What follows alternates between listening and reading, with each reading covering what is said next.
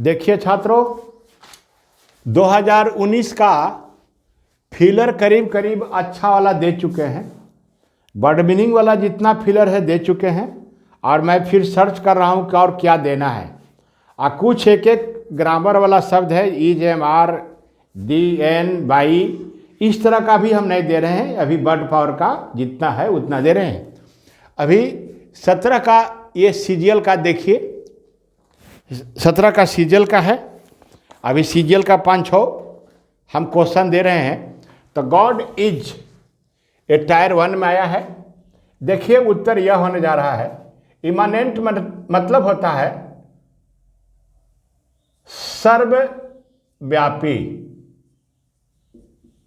सर्वव्यापी माने God is इमानेंट, ईश्वर हर जगह है। यानी इसका हमारा साइनो हो गया ऑमनीप्रेजेंट। ऑमनीप्रेजेंट अर्थात जो हर जगह मौजूद हो। उत्तर यही हो रहा है, क्योंकि मोर्टल मीन्स तो मननशील होता है, और इमानेंट का मतलब हुआ that is likely, that is likely to happen in near future. इसका माने हुआ सी का निकट भविष्य में होने वाला। तो इसका प्रयोग यहाँ उचित नहीं है, इसलिए उत्तर होगा ए। और इसको देखिए डिफरेंस को, इसको देखिए रूट वर्ड डिफर। डिफर देखिए, डिफर मतलब हुआ रेस्पेक्ट, आदर करना। अब इसी का बना है नाउन डिफरेंस, साइनो हो गया फिर रिस्पेक्ट।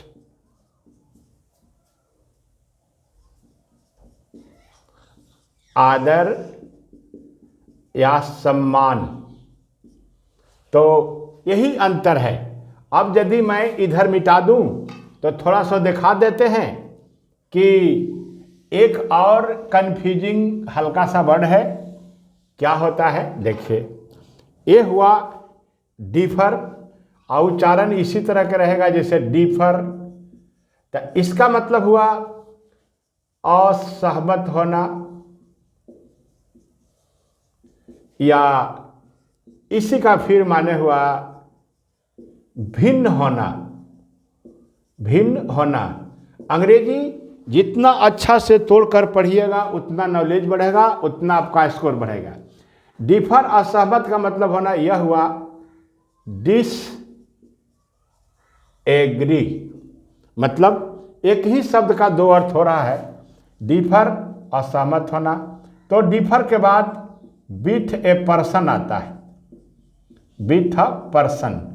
और जब भिन्न होना होगा तो डिफर के बाद फ्रॉम प्रीपोजिशन लेगा। डिफर फ्रॉम और डिफर विथ अ पर्सन। असहमत होगा तो साइनो डिसएग्री होगा, और यदि भिन्न होगा तो देखिए क्या होने जा रहा है।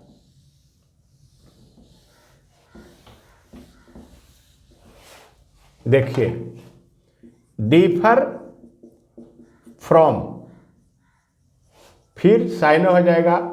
डिफर फ्रॉम करेंगे तो वैरी, भिन्न होना।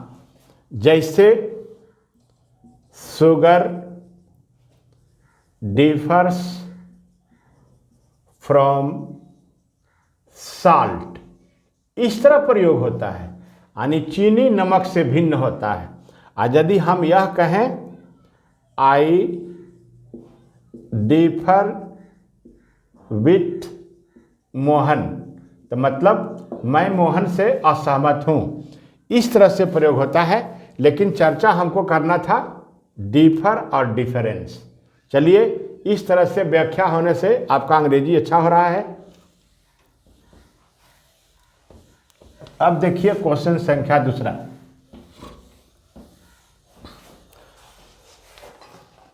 एक क्वेश्चन संख्या केथ व्यक्ति का नाम हैज खाली जगह with a failure in English exam thrice, 3 बार इंग्लिश के परीक्षा में केथ जो है असफल हो चुका है।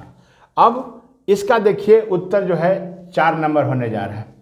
क्यों 4 होगा जरा गौर से देखिए।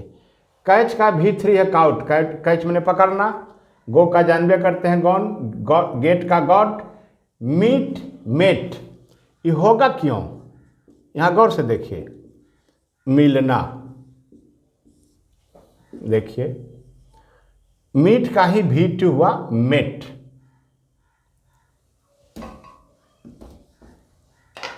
मीट का V1 V2 मेट। अब देखिए हम मेट क्यों करने जा रहे हैं, मेट ही होने जा रहा है। अब जरा गौर से देखिए,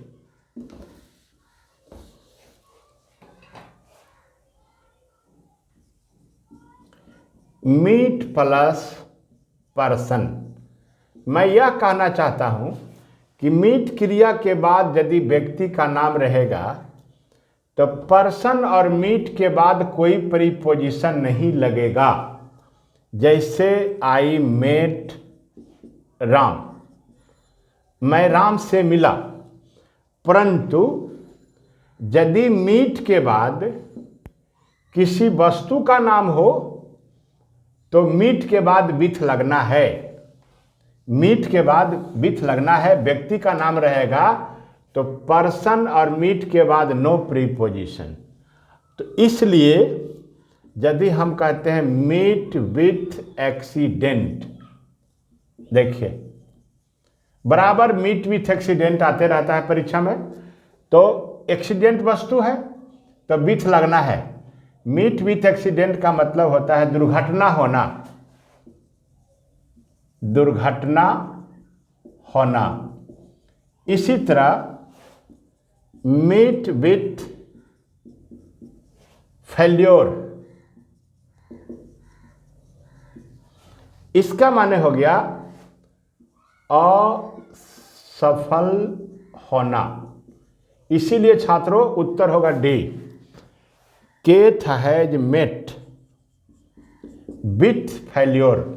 केथ असफल हो चुका है इन इंग्लिश एग्जाम थ्राइस, 3 बार इंग्लिश एग्जाम में केथ असफल हो चुका है। उत्तर हो गया 4। अब ये देखिए फिर हम क्वेश्चन संख्या 6 पर आ रहे हैं। ये तो और हल्का है। ओनली व्हेन, जब, यहाँ खाली जगह है जिसमें पहला है एफर्ट्स प्रयास, अरेस्ट कैद करना, परसुएशन, देखिए परसुएशन समझाने का काम,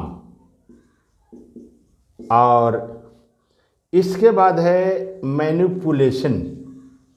मैनिपुलेशन का हिंदी हुआ छल कपट से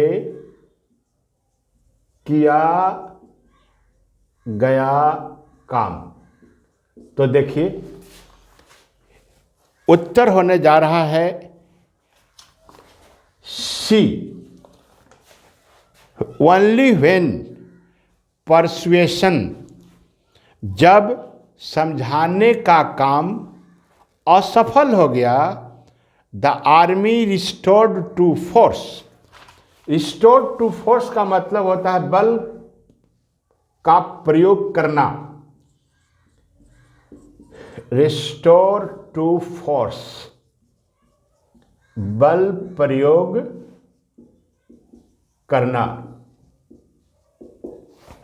बल प्रयोग करना। और यहां एक शब्द गलती लिखा गया है, रिस्टोर नहीं होगा, रिसोर्ट होगा, रिसोर्ट, इसको आप गलती कर दीजिए, रिसोर्ट होगा, resort to, resort to, resort to, इसका मतलब हुआ बल प्रयोग करना। और ये जानिए रिसोर्ट, रिसोर्ट टू होता है, इसका मतलब होता है मदद लेना, मदद लेना। इसलिए रिसोर्ट टू के बाद यदि पुलिस बल प्रयोग करती है, रिसोर्ट टू फोर्स हो गया। यदि पुलिस लाठी चार्ज का सहारा लेती है तो रिसोर्ट टू लाठी चार्ज। यदि रिसोर्ट टू वायलेंस हिंसा का सहारा लेना, इसलिए रिसोर्ट टू का प्रयोग मदद लेना गलत कार्य में भी प्रयोग होता है और अच्छे कार्य में भी प्रयोग होता है। इसलिए the army resort to force, army बल का प्रयोग किया। एफर्ट्स नहीं होगा। अब मैनिपुलेशन का मतलब होता धोखाधड़ी से लिया गया काम। अब आप देखिए, मैं क्वेश्चन संख्या 7 पर पहुंच रहा हूं, बहुत ही कंफ्यूजिंग और बहुत ही इंपॉर्टेंट। देखिए, पहले कॉन्शियस एक शब्द है, कॉन्शियंस दूसरा शब्द है, और तीसरा है कॉन्शियस। अब जरा गौर देखिए, कॉन्शियस का मतलब होता है सचेत, और कॉन्शियंस का मतलब होता है चेतना, आत्मज्ञान। तो इसका पहले हम अंग्रेजी लिखाते हैं, इंस्टिंक्ट। इसका दूसरा हिंदी होता है आत्म सूझबूझ। और कॉन्शियस माने होता है सचेत, यानी केयरफुल कह सकते हैं, केयरफुल कह सकते हैं। और ये जो 3 नंबर है कॉन्शियंस, इसका मतलब होता है ऑनेस्ट, ऑनेस्ट। अब सवाल उठता है कि भराएगा क्या? बीइंग अ कॉन्शियस का मतलब हुआ ये जो नंबर 3 है ऑनेस्ट, इस मतलब में काम के प्रति ईमानदार, काम के प्रति ईमानदार। तब बीइंग ए कॉन्शियस डॉक्टर यानी काम के प्रति ईमानदार है। पीछे से पता चलता है जो काम के प्रति ईमानदार होगा वह काम से जी नहीं चुराएगा। इसलिए पीछे वाक्य कहता है ही नेवर सर्क्स वर्क, वह कभी भी काम से जी नहीं चुराता है। इसलिए ये उत्तर होने जा रहा है 3, क्योंकि 3 नंबर जो है काम के प्रति सचेत है, वफादार है। अब देखिए, इसका अवेयर हो गया साइनो। अब आ गया कंसेंसस, इसका मतलब होता है एक मत। तो देखिए छात्रों, इसमें उत्तर हो रहा है 3। ये तो नंबर 2 तो हो नहीं सकता है। आत्मचेतना, आत्मज्ञान का मतलब है आंतरिक ज्ञान। आंतरिक ज्ञान का मतलब है हृदय से निकली हुई बात, और जबकि इसका मतलब होता है कॉन्शियंस का मतलब होता है काम के प्रति ईमानदार या वफादार। इसलिए उत्तर होने जा रहा है यह। अब देखिए छात्रों, मैं और 2-4 सेंटेंस लिख रहा हूं।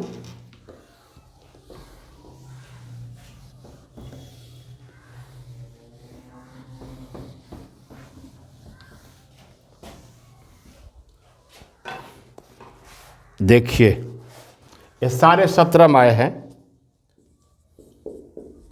बोथ टैसीटर्न एंड, खाली जगह है। डेनियल, डेनियल व्यक्ति का नाम है। Seldom spoke and never spent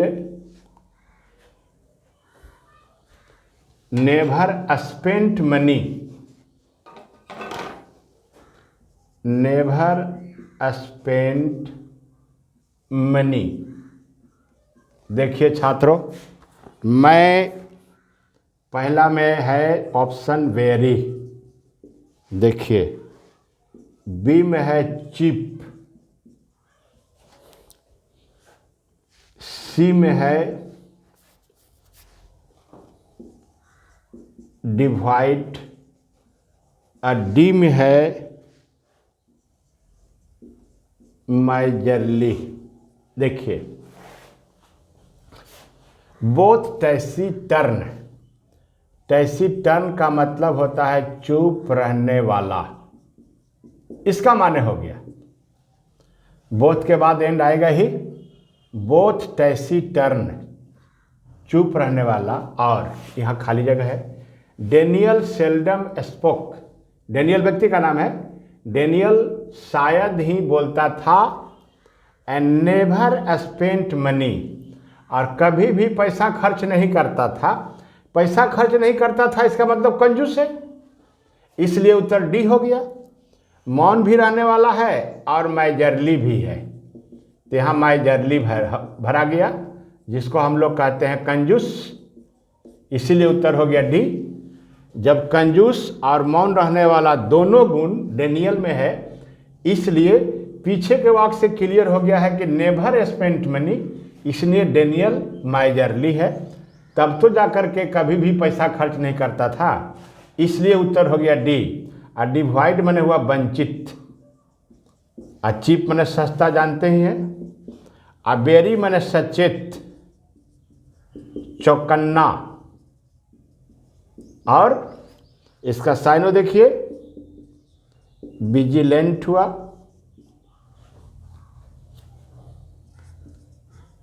careful हुआ, मेटिकुलस हुआ, ये हमारा साइनो है बेरी का।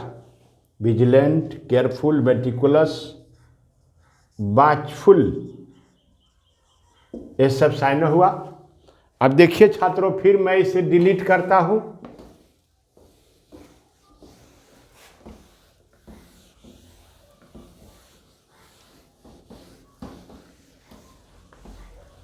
अब देखिए फिर मैं सेंटेंस लिखता हूं दूसरा।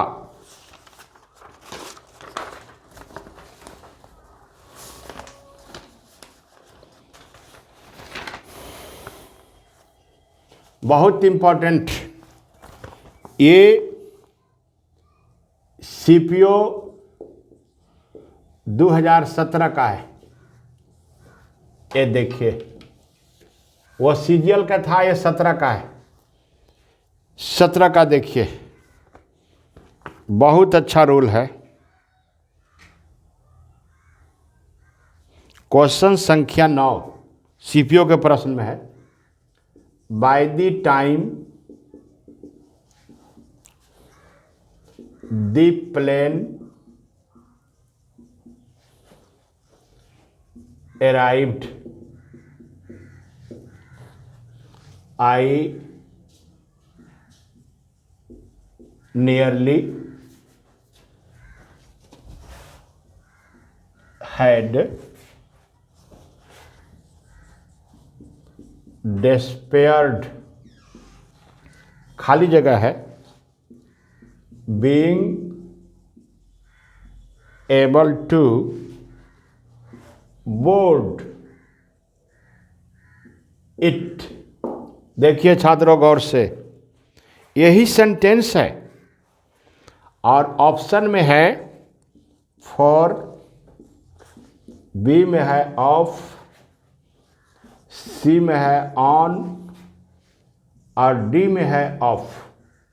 देखिए हम परिपोजिशन भरने के लिए इसको नहीं लिखा, क्योंकि डिस्पेयर के बाद ऑफ लगता है, ये तो सबको मालूम है। डिस्पेयर माने होता है निराश होना, निराश होना। अब बोर्ड, ये इसके पहले वाला वीडियो में चर्चा हुआ था, जहाज पर चढ़ना। देखिए चढ़ना, अब बाय द टाइम का हिंदी हुआ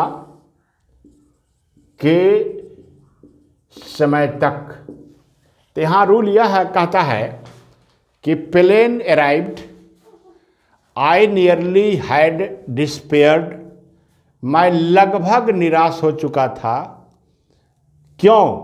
being able to board it, it आया है जहाज के लिए। जहाज के पहुंचने के समय तक मैं लगभग जहाज पर चढ़ने में निराश हो चुका था। खैर, उत्तर हो रहा है बी। मुझे बताना कुछ और है, जरा देखिए।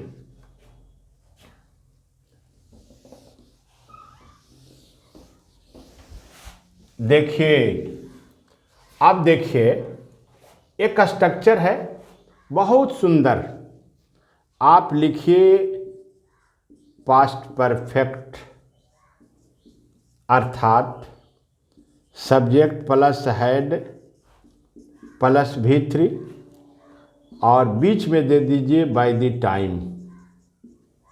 यही स्ट्रक्चर है जिसका हमने हिंदी लिखाया है के समय तक, और इसके बाद दे देंगे सब्जेक्ट प्लस V2 अर्थात पास्ट इंडेफिनिट, इंडेफिनिट। देखिए छात्रों, इस रूल को पकड़िए।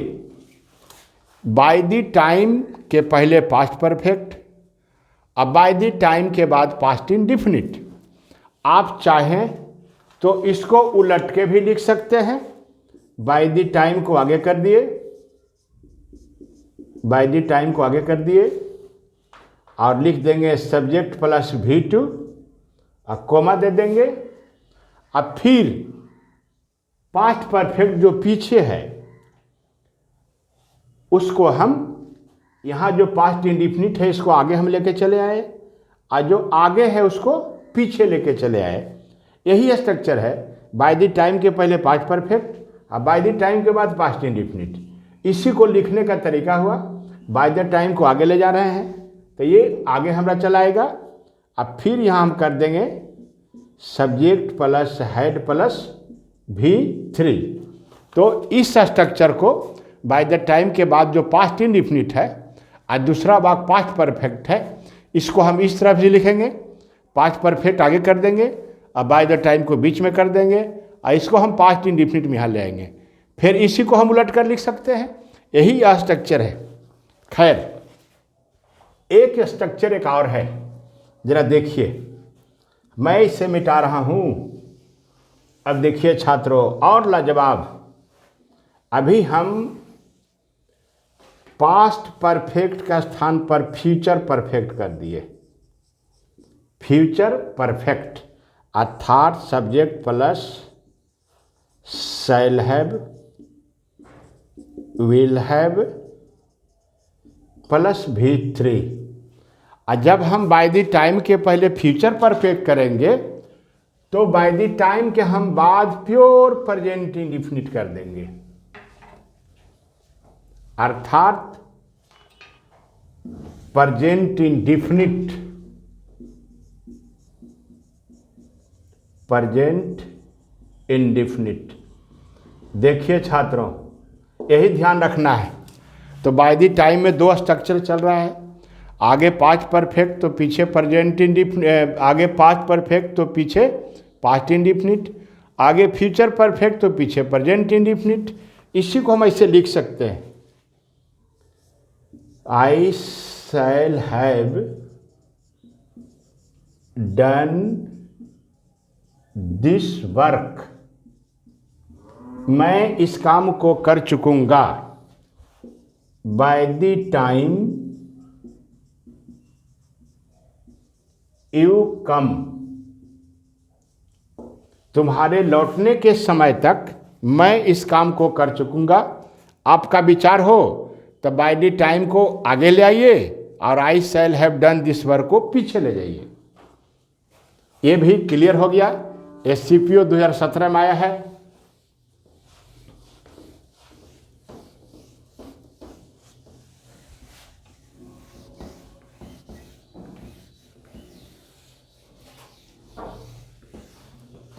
एक और देखिए छात्रों, और सुंदर है। My cousin was wrongly punished। देखिए, although he was not, इसके बाद खाली जगह है। पहला में है फॉल्टी, दूसरा में है गिल्टी, तीसरा में है इरेनस, और चौथा में है एक्यूज्ड। देखिए, तो फॉल्टी का हिंदी होता है डिफेक्टिव, यानी दोषपूर्ण। इसका प्रयोग वस्तु के लिए होता है, वस्तु के लिए। जैसे कोई मशीन खराब है तो डिफेक्टिव है। गिल्टी, गिल्टी का मतलब क्या हुआ? दोषी। तो गिल्टी वह होता है जिसको दंड दिया जा सकता है। दंड पाने जो व्यक्ति को गिल्टी कहते हैं, इसलिए इसका सैन्य हुआ कल्पेबल। कल्पेबल, कल्पेबल का मतलब हुआ दंड पाने योग्य। ऐसे इसका एक और सैन्य भी होता है क्रिमिनल, अपराधी भी होता है गिल्टी का। इसलिए हमारा उत्तर होने जा रहा है बी। देखिए गौर से, my cousin was wrongly punished. मेरे कजन का जानबे करते हैं, चचेरा फेफेरा मेरा भाई बहन। My cousin was wrongly punished, मेरे कजन को गलत ढंग से दंड दिया गया। पनिशमेंट दंड देना होता है, तो कजन को गलत ढंग से दंड दिया गया। लेकिन कहता है आल्दो, यद्यपि। देखिए, ये जो आल्दो है ठीक विपरीत भाव देता है। यदि आगे वाला वाक्य यह कहे कि यह बात सही है, तो पीछे वाला ठीक उसका उल्टा जवाब देता है। यद्यपि वह धनी है तथापि वह दरवाजे दरवाजे भीख मांगता है, तो बिल्कुल उल्टा चलता है। तो दंड दिया गया, लेकिन कहता है ही वाज नॉट गिल्टी। तो उत्तर होगा दो, वह दोषी नहीं था लेकिन दंड दिया गया। तो आल्दो का प्रयोग कथन में अंतर, कर्म काम में अंतर दिखाने के लिए प्रयोग होता है, इसीलिए गिल्टी हुआ। तो ही वाज नॉट गिल्टी का मतलब निर्दोष हो गया, लेकिन दंड दिया गया। इरेनस में होता है फॉल्स, झूठ। और एक्यूज में होता है दोषी ठहराना। इसका हमारा बहुत सा साइन होता है, बहुत साइन होता है। दोषी ठहराना का एलेज, आरोप लगाना, चार्ज,